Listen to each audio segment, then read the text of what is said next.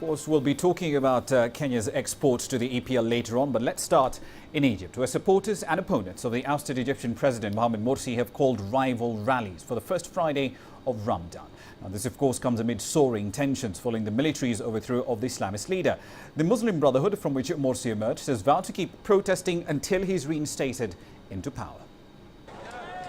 The military overthrow of Egyptian President Mohamed Morsi last week has sparked deadly clashes and deepened divisions in the Arab world's most populous country.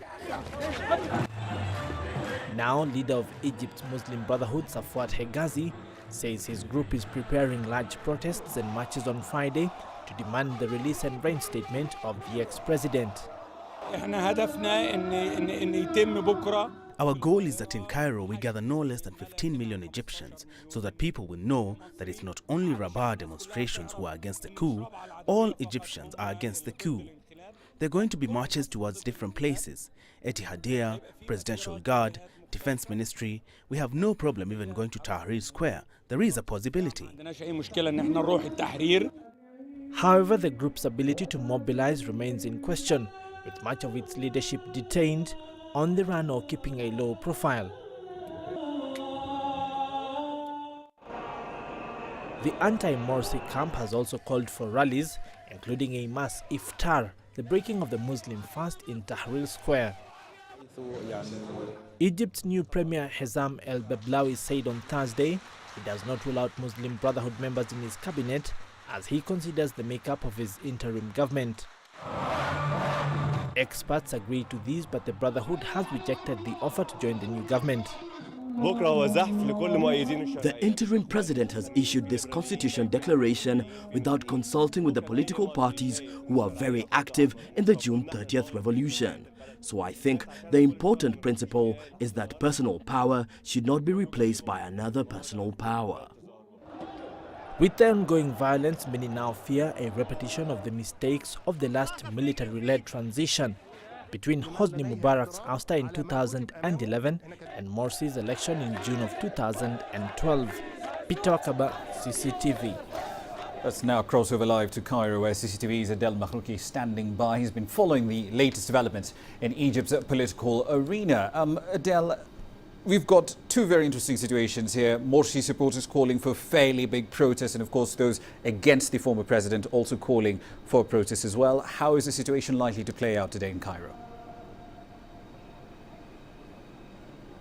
Well, it depends on whether the Muslim Brotherhood supporters are very keen or will proceed with the plan that we've just heard minutes ago, saying that they were planning marches in several parts in Cairo, even going to the presidential palace and Tahrir Square. Because if this happens, there will be a high possibility for clashes to erupt. However, if they maintain their locations at Cairo University and Rabat Al-Adawiyya Square, which are their main locations, even marches toward these two locations, far from any other Morsi opponents' areas, would not lead to any trouble. But this, of course, will be determined on how serious the calls for marches will be. We know that currently there are massive numbers at Rabat Al-Adawiyya Square and at Cairo University, while here in Tahrir Square and at the Presidential Palace, where Morsi's opponents are holding their sit-in, the numbers are very weak.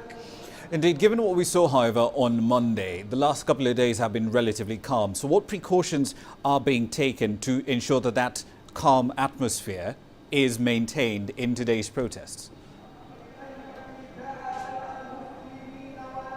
Well, for security purposes, the army has surrounded Cairo University and Rabat Al-Adawiyya Square, where Morsi's supporters are sitting in. They have shut down mainly most of the entrances except for one main entrance in both locations, so that protesters will be free to enter and exit as they wish, but also to avoid any clashes that might happen, whether if the Brotherhood intend to go once again to the Presidential Guard, or if Morsi's opponents were marching by and decided to approach his supporters. So beside that, the streets are calm. There are inspection points by the army and the police in several several parts of the city, just to make sure that there is no trafficking of weapons or explosives. Earlier this morning, there has been an announcement by the Interior Minister that they have caught three people with weapons outside Cairo, trying to push them forward. So the security measures are being taken seriously. It all now it's in the hands of the protesters themselves, whether in both sides, Morsi's protest supporters or opponents, if they want to keep a peaceful protest or not. But so far it seems that it might proceed peacefully.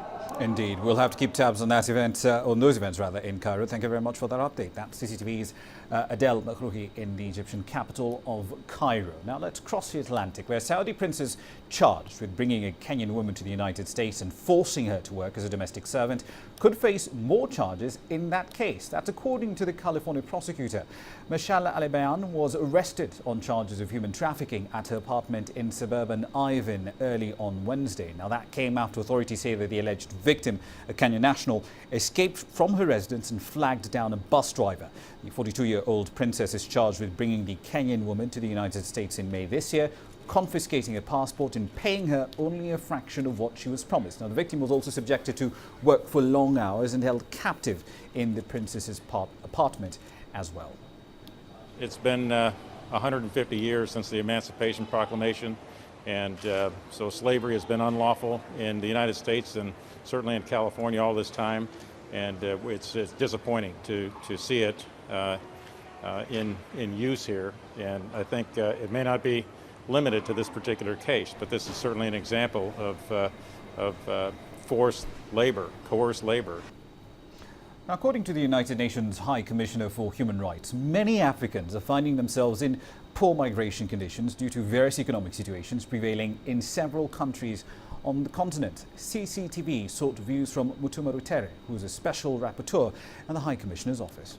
Particularly with the current economic crisis and financial crisis in the world, I have noted that there is an increasing demonization and scapegoating of migrants as the cause of economic and financial crisis in these countries.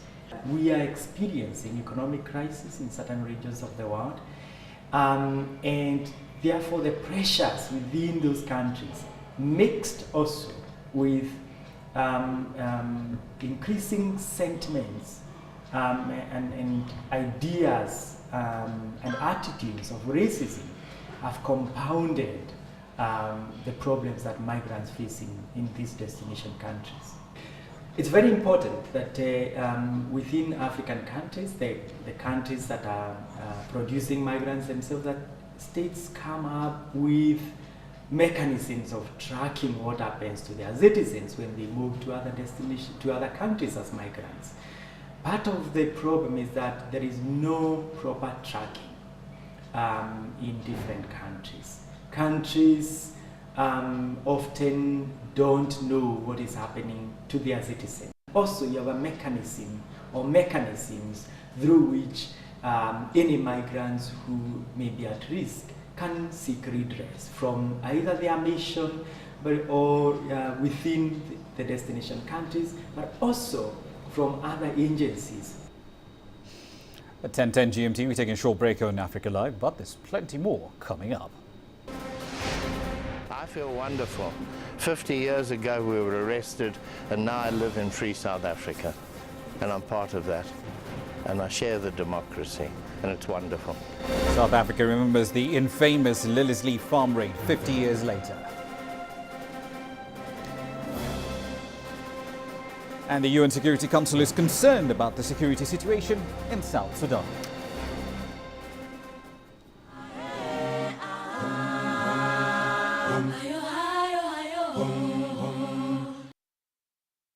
We follow the latest trends in global politics, economics, culture and sport, and how Africa fits into the global picture. You decide what's important. We need to trade justice. Africa's future will be determined by Africa. For women's equal opportunity, for a better life.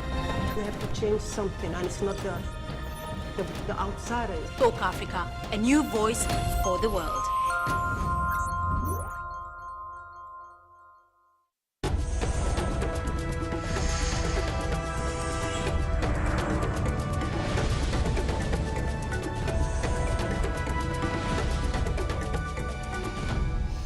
Welcome back. You're watching Africa Live out of the Kenyan capital, Nairobi.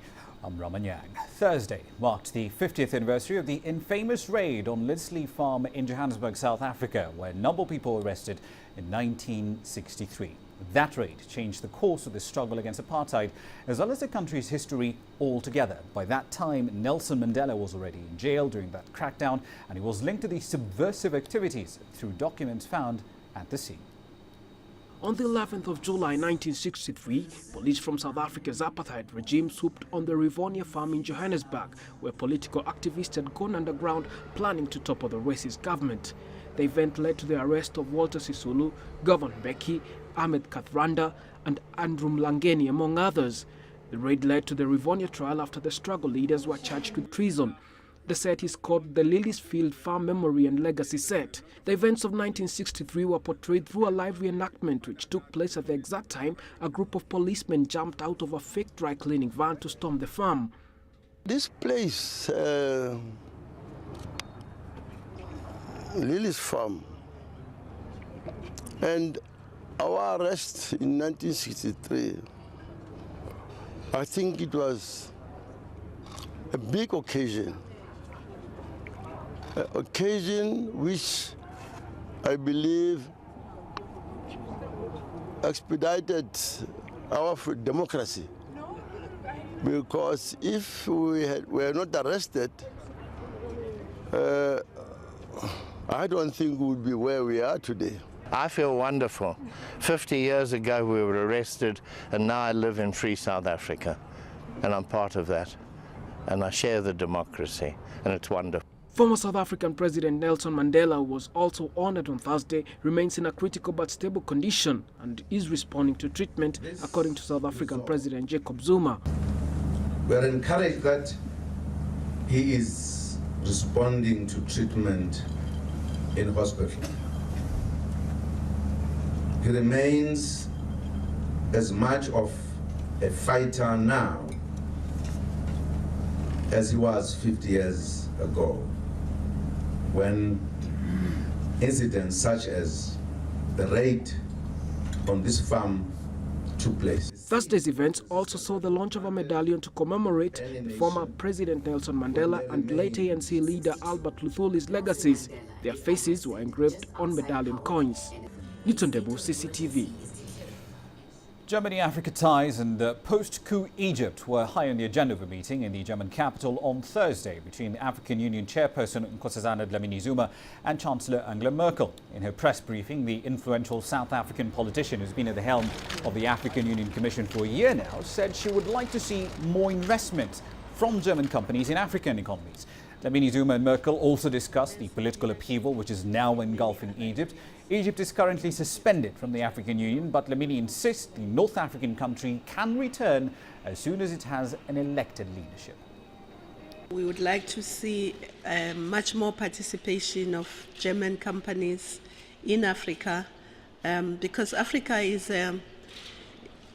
a continent with lots more opportunities going into the future.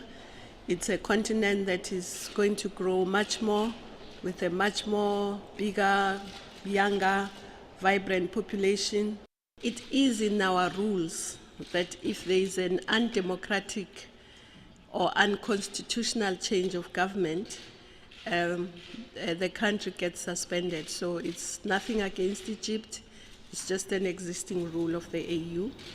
But the same rule says we have to engage with the country until it comes back to constitutionality. The UN Security Council, in the meantime, is urging peacekeepers in South Sudan to move more troops and equipment to volatile areas like the eastern state of Jonglei to better protect civilians there. The Security Council said this as it renewed the UN mission in that country for another year. Fighting between South Sudanese troops and armed troops in Jonglei state has forced tens of thousands of people to flee from their homes in the African nation, while gunmen in April ambushed and killed 5 UN peacekeepers and 7 civilian members of staff. The United States issued a rare criticism of South Sudan on Wednesday, saying it was quite disappointed that the army had failed to protect civilians in vulnerable areas of Jonglei. South Sudan's ambassador to the UN, Francis Mading Deng, told the council that his country is determined to resolve its problems. At present, We recognize that there is a gap between our aspirations for security and respect for human rights, which can be attributed to the negative legacy of a long and devastating conflict that has left our people traumatized, militarized, and heavily armed.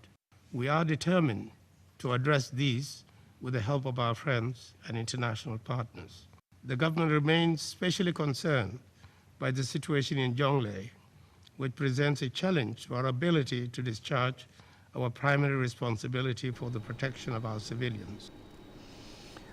Let's take you further south now, where Zimbabwe is appealing to its neighbours to help fund elections due to take place in just 3 weeks' time. Now, the vote carries a price tag of over $130 million US, but so far, President Mugabe's government has just raised less than a third of that entire amount. With the details from Zimbabwe, here's CCTV's Farai Makutuya. Millions of Zimbabweans are due to go to the polls on the 31st of July. The election could spell another term for President Robert Mugabe or end his lengthy tenure. But paying for the election is proving a headache. Finance Minister Tendai Biti says so far he has raised $30 million for voter registration and $11 million for materials. He says the situation is grim. We are far away from meeting the target. We don't have the money. And we can't borrow. The market was crowded out by the $40 million US that we borrowed for the referendum. The United Nations had offered to help, but Zimbabwe turned it down, saying the offer came with unacceptable conditions. It's also scrapped plans to increase taxes, fearing this would drive an already overburdened economy over the edge. BT is now hoping the Southern African Development Community can come to the rescue. Zimbabwe is speaking to 4 countries in the region to help out. The minister was not at liberty to divulge which nations he is talking to, but says the indications have been promising. With time fast running out, those promises need to materialize into hard cash very soon. The minister has long bemoaned the lack of revenues from Zimbabwe's diamond industry. He says that money would solve the problem. Diamond exports by the end of June exceeded $300 million US. Half of that belongs to us because we're a 50% shareholder. That's $150 million US. That's more than what we need, given what we've already paid for. Zimbabwe has previously approached South Africa for $100 million. It is not yet clear whether South Africa will help. Farai Makutuya, CCTV, Harare, Zimbabwe.